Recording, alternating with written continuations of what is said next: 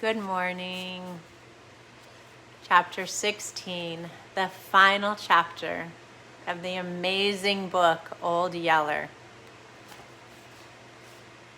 Days went by. I couldn't seem to get over it. I couldn't eat, I couldn't sleep, I couldn't cry. I was all empty inside, but hurting. Hurting worse than I'd ever hurt in my life. Hurting with the sickness there didn't seem to be any cure for.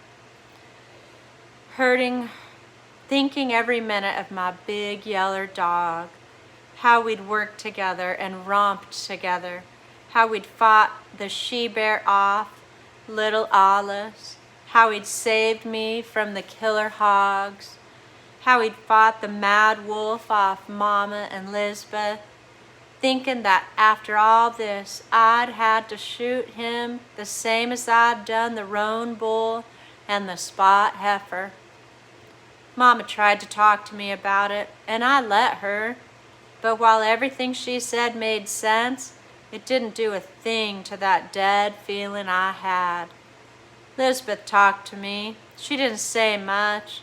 She was too shy. But she'd pointed out that I had another dog, the speckled pup. "He's part Old Yeller," she said, "and he was the best one of the bunch."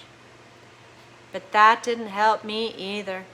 The speckled pup might be part Old Yeller, but he wasn't Old Yeller.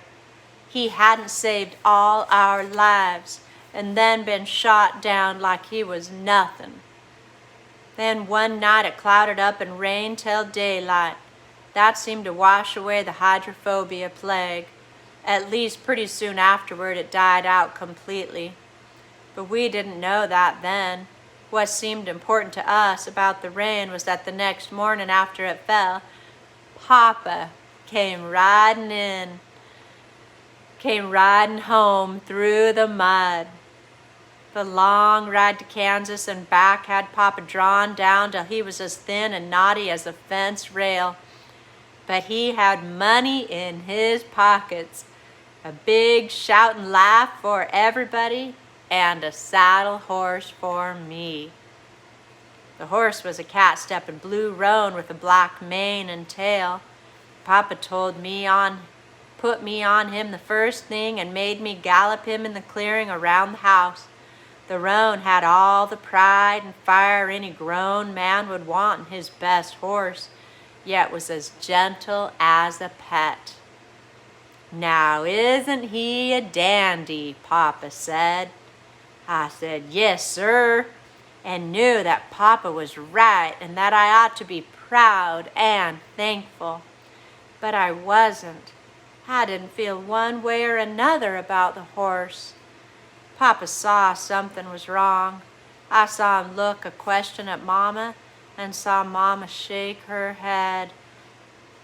Then late that evening, just before supper, he called me off down to the spring where we sat and he talked. "Your Mama told me about the dog," he said. I said, "Yes, sir," but didn't add anything. "That was rough," he said. "That was as rough as a thing I ever heard tell of happening to a boy. And I'm mighty proud to learn how my boy stood up to it. You couldn't ask any more of a grown man." He stopped for a minute. He picked up some little pebbles and thumped them into the water, scattering a bunch of hairy-legged water bugs. The bugs darted across the water in all directions. "Now, the thing to do," he went on, "is to try to forget it and go on being a man." "How?" I asked. "How can you forget a thing like that?" He studied me for a moment, then shook his head. "I guess I don't mean quite like that," he said. "It's not a thing you can forget. I don't guess it's a thing that you ought to forget. What I mean is, things like that happen. They may seem mighty cruel and unfair, but that's how life is part of the time. But that isn't the only way life is. A part of the time, it's mighty good. And a man can't afford to waste all the good part worrying about the bad parts. That makes it all bad. You understand? Yes, sir, I said, and I did understand. Only it still didn't do me any good.